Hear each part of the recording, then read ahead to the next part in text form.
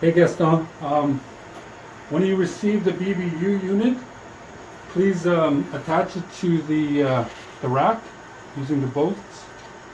And then what you're going to want to do is power down the equipment by powering this off. And it'll shut it off.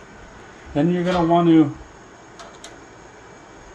unscrew these. This is the power for the BBU unit. And then you're going to move it to the new one that you have.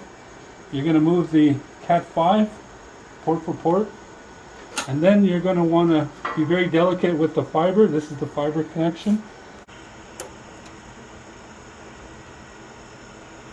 And then pulling that up. Then putting it back in.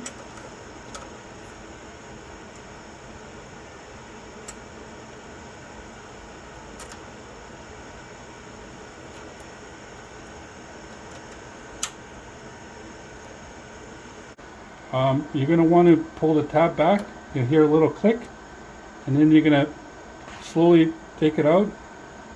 You can let that, just be very careful with it. And then you're going to want to take out this slowly, and you're going to move it up to the new location. And then when you put it back, just you'll hear a little click.